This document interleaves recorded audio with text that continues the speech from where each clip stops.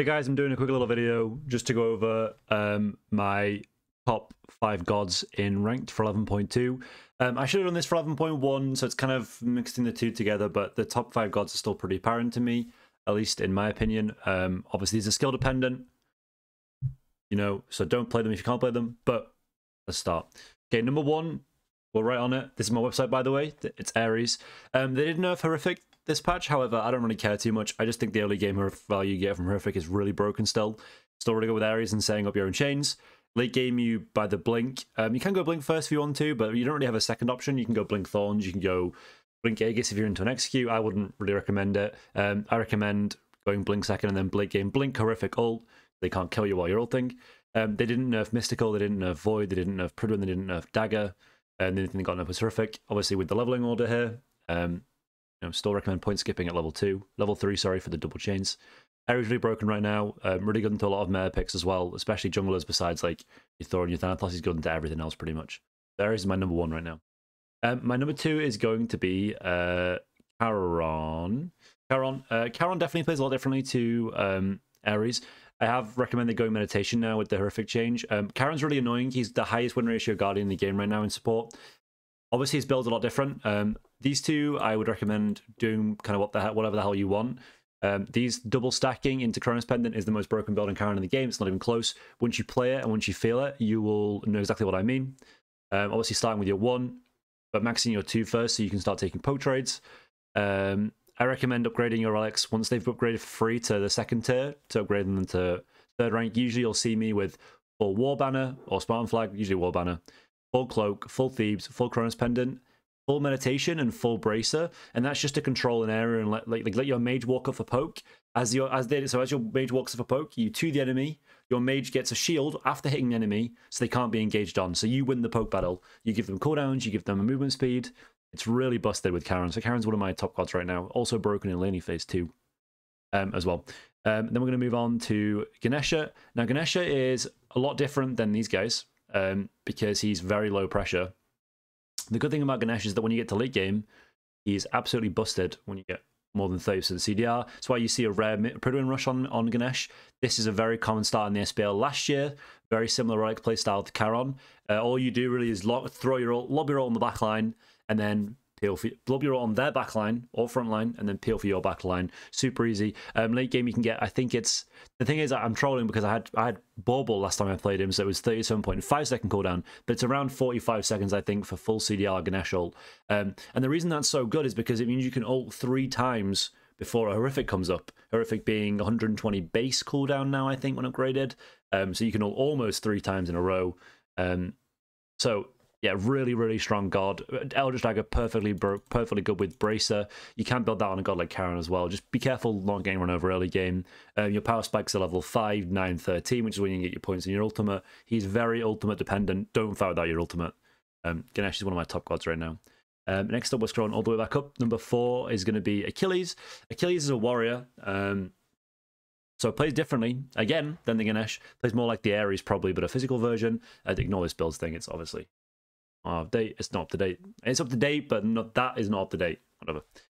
So still building War Flag, still going Cloak first because you're going to be aggressive. Now you haven't got as much range as on Achilles as you do as on the Guardians like Yamodra and Charon, but because you can be aggressive because of your passive and the damage you provide and the threat on the enemy, you can get Cloak stacks. I would recommend going Health Charts if you can get away with it, just because you are going to be trading a lot of health and looking for poke more often, and you need the health yourself.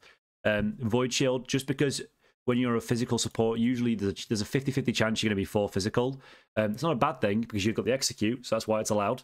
But Void Shield helps your team still feel like they can do damage and still fight. It's also really high prot as well, which works well with stuff like Pridwen.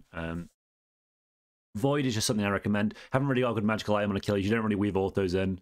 And especially if you have a mage, you just want this to just so you can kill tanks faster. Rune Breaking is just a light item I like. You can go for an item like Serrated or Kins if you feel tanky enough, if you're hitting frontline. But it doesn't really matter too much. And then again, relics, I recommend either Blink or Horrific. Blink, Horrific, Thorns, any of those 3 are really good. Not really a Bracer or a Med God because you want to kind of get involved in it for an Execute. I've experimented maxing the 3 first, but I just like maxing the 1 first. Instead, it's a lot safer and just guaranteed poke. Achilles is my number 4 pick right now. And my number 5 pick, which I definitely am not thinking about right now, is going to be Kuzenbo. Kuzenbo is really broken into the current mage pool.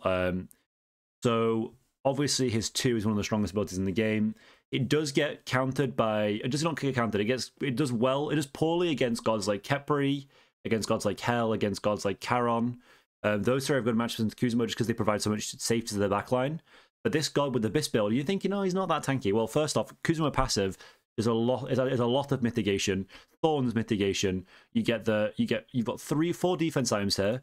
You've got this, which does a lot of damage, like 300 late game. Your Divine does another 100, not including the flat pen. Your Mirrodin increases your reflect damage and your Thorns damage and your ult damage. This build's really broken. I'm not even kidding. Like, of all the builds on my guide, I'm genuinely serious when I say that I will not change my build on Kuzenbo. If you ever watch me on stream, even if they're 4 physical, I am building this. And the reason you're doing this instead of 4 physical is because you want these items. Like, if I'm building Midgardian Mail and Spectral, well, sure, like, the enemy's doing less damage, but I'm also reflecting less with my Thorns on my 2. So, I'm telling you, this is the only true 6 best in slot items that I can recommend for a support. Every other god kind of changes. But yeah, those are my top 5 support gods for this patch, what I recommend. And those are the ones that I'm running the most in my stream. So... And next on the top 5, we're moving on to my top 5 fun picks that you should probably play in casuals, but probably not playing ranked. And number 1, we're going to start off with Onher. I released a guide on him recently, so I'm not going to go over too much because you can see it all there.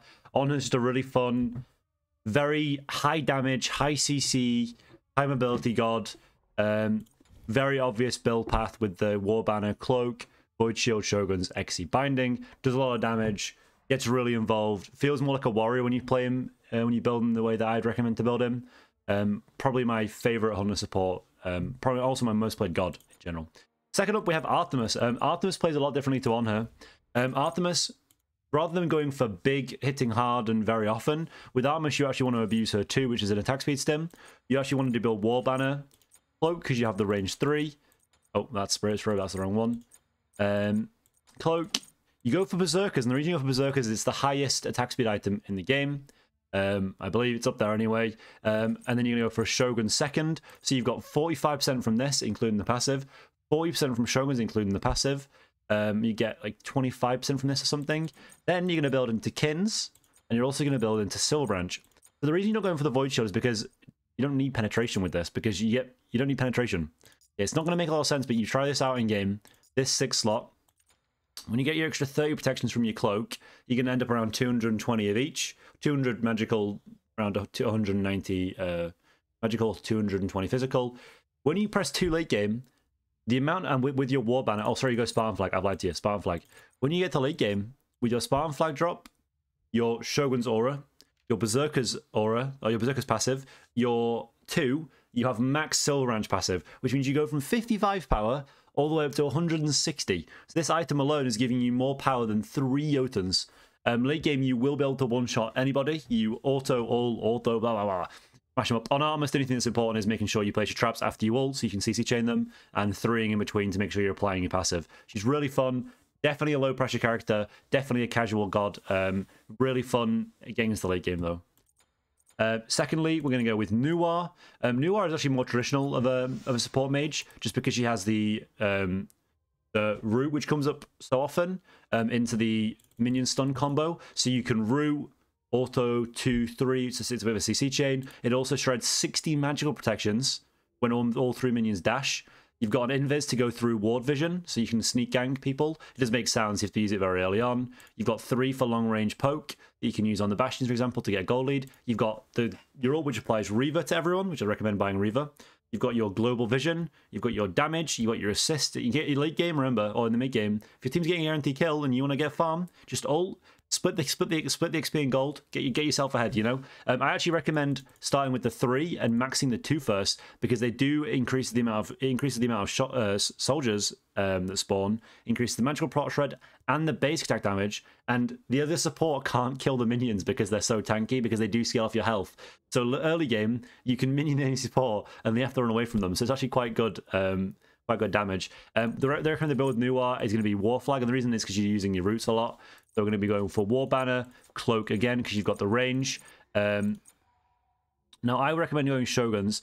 Physical items is a little bit weird. There's not really much you can build. I'm just going to say for now, let's just go with something like a Sov, because I think Sov's like what I've usually built in the past. Sov, Shoguns, and I do recommend actually going one of these two every single time. You don't have to go both, but just one of them, purely because the Demonic Grip increases the amount of authors you have, which increases the amount of CC you have, and works well with the proc from your 2-3. Or you can go Reaver, which works well with your ult. Either way, I kind of like Demonic Grip more. It's a lot more fun. You can also go for Binding too, which works well with the Root.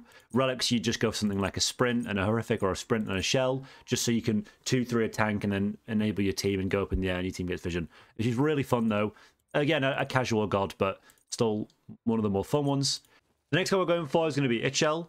Itchel is a bit of a weird one. She has a utility with the movement speed increase and the healing, with a double healing with her ult and a 2. She does have like CC, like the mini knock up in the Root, but again, like, and the blind, but this is kind of all nonchalant really. It doesn't really make that much difference. But the build we're doing is basically a full CDR Itchel build. Her 1 has very low cooldown. It's 4.2 seconds of max CDR, which we've got in this build with the Genji's Chronos Pendant and Spirit of Desolation. You will build Prophetic Cloak and Thieves just to make sure you've got enough prots so that you can go for two damage items.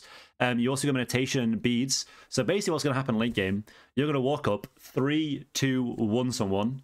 You're going to get a Chronos Pendant proc for a second. You're going to get your Genji's Guard proc for 3 seconds. That's your 1 again you can use. You can use Meditation, which gives you 4 seconds of cooldowns over the 4 seconds that it's used. You've got Beads, which gives you another 3 seconds of cooldowns. So you can basically 3-2-1, 3-2-1, 3-2-1. And then if you ever get a kill, Desolation reduces your cooldowns again. So it also gives you more cooldown reduction. I have soloed many SPL pros and many SML players with this build. Obviously upgrading your relics once you get them second rank. It's really fun. It doesn't start getting in line once you get your Chronos Pendant done. So just prepare for the early game, to be a bit boring. And finally, we're on to Yana support. Now, Yana support is the Portal God. I know a lot of you will probably have experience getting one-shot by Yana Salts, but obviously you don't have to build him damage. His portal usage with the full cooldown can be used to peel. You peel your team out, you speed them up, move around the map, which is why you build Bracer. You do build the normal Charon build with the first 4 items, just so you're fast, tanky, 30% CDR. You go for a Reaver because you have the inherent penetration from your ult passive, where it gives you 20% penetration for free. You don't have to build penetration. And Eldritch Dagger just so that you're even faster, so they can't catch up to you, and it gives you your med and bracer more often. A god like Janus with full CDR wants to be ulting in and diving his team out, in and out, like a wave, like pulling them in, pulling your frontliner in, and then ulting your team in after, or ulting away depending on the engage. He's a very unique peel god, very fun. Recommend leveling the 2 first, maxing the 2, even point skipping at level 3 and leveling your 2 twice and your 1 once. Really fun. Try and invade back camps if you can. Try and rotate mid. Just try and be across the map and be annoying and get a spot online until late game.